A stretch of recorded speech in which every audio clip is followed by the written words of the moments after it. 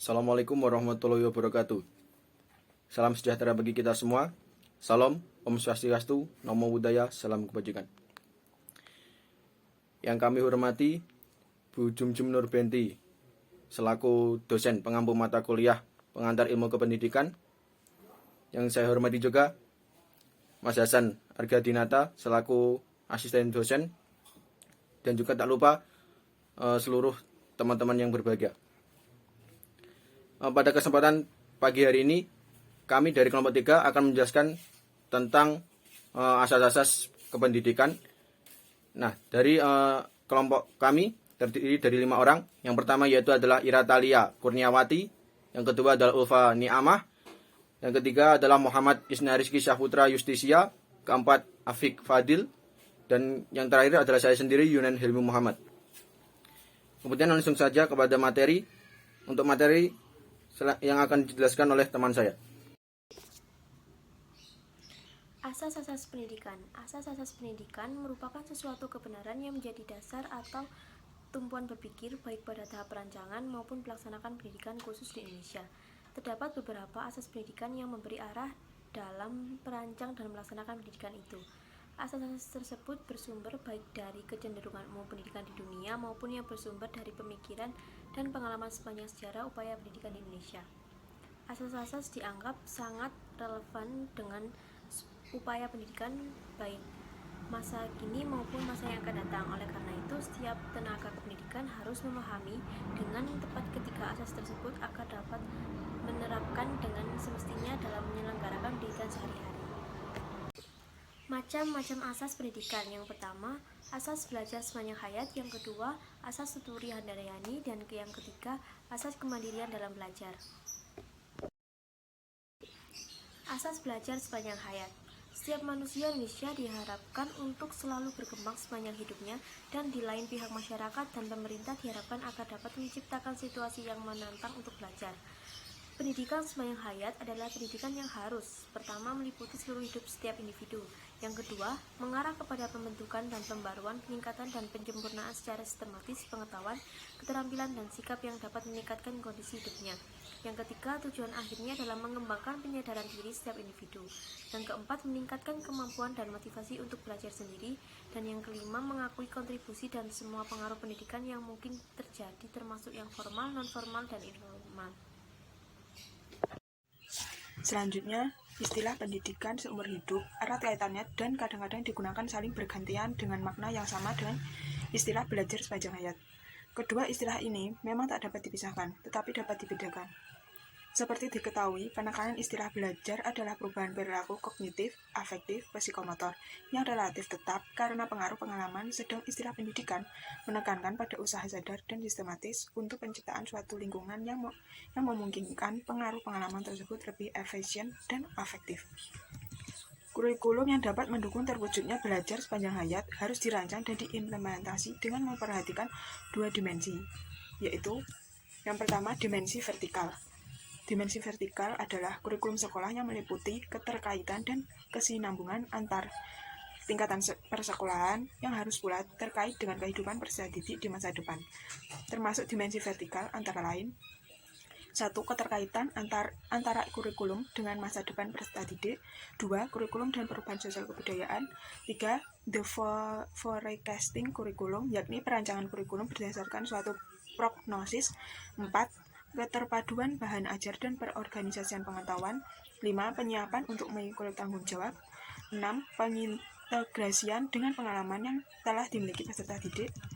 7. Dapat melihat kemanfaatan yang akan didapatkan dengan tetap mengikuti pendidikan.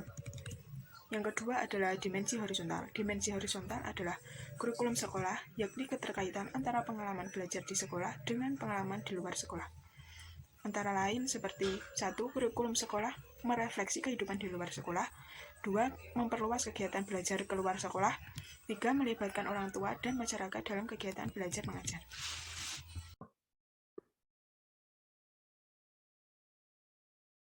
Ya, jadi saya akan melanjutkan prestasi dari teman saya. Yang kedua, asas tuturi handayani. Asas tuturi handayani jika dibelakang mengikut dengan awas yang merupakan asas pendidikan Indonesia hingga saat ini bersumber dari asas taman siswa. Asas ini dikumandangkan oleh Gajah Dewantara.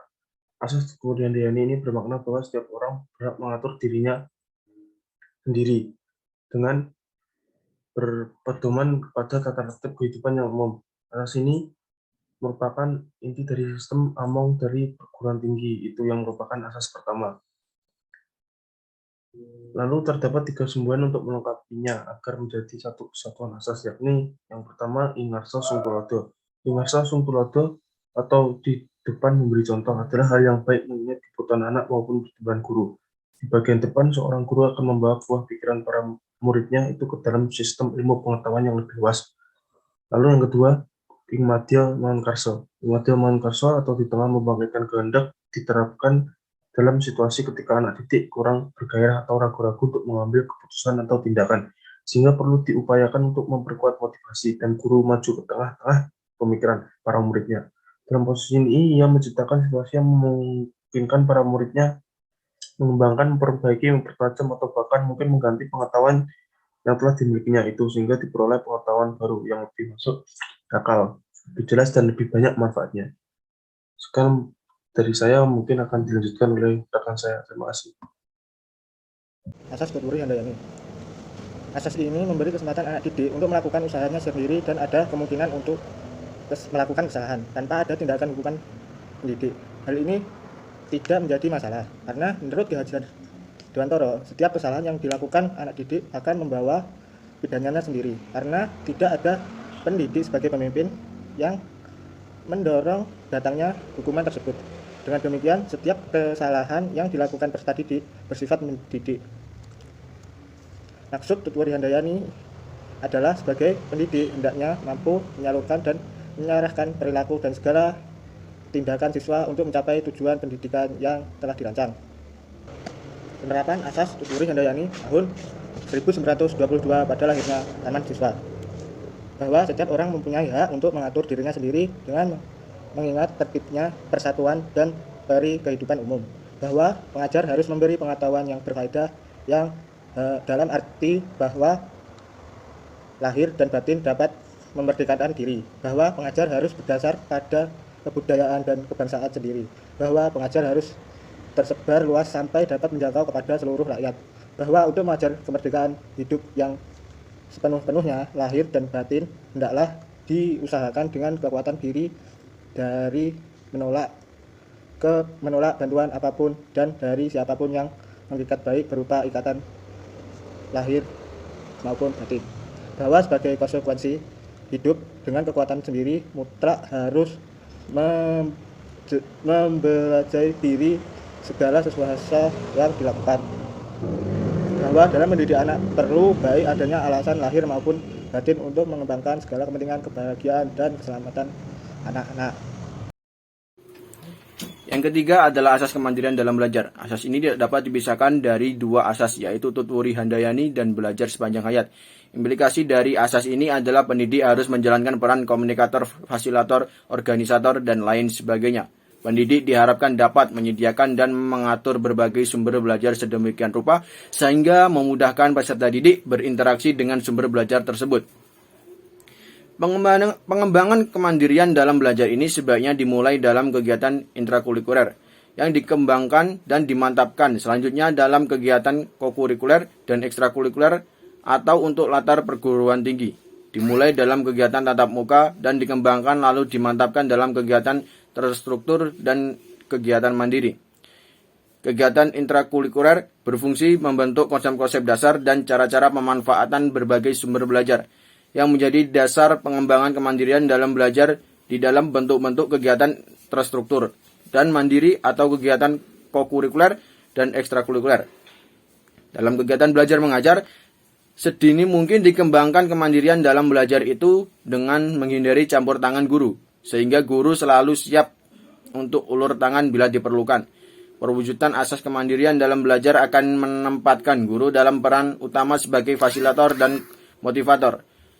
Salah satu pendekatan yang memberikan peluang dalam melatih kemandirian belajar peserta didik adalah sistem CBSA atau cara belajar siswa aktif. Dan itu tadi adalah penjelasan atau presentasi dari kelompok kami. Kurang lebihnya mohon maaf. Assalamualaikum warahmatullahi wabarakatuh.